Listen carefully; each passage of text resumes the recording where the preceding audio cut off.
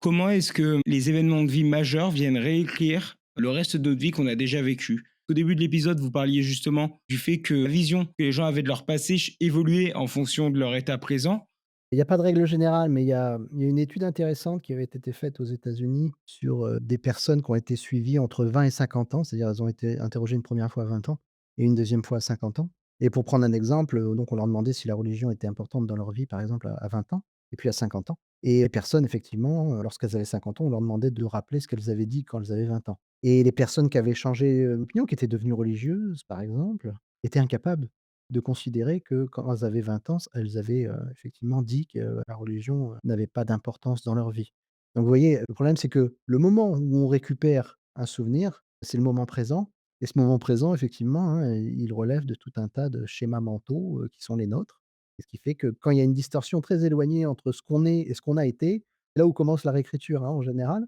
et les distorsions et les difficultés à récupérer fidèlement, en fait, nos souvenirs.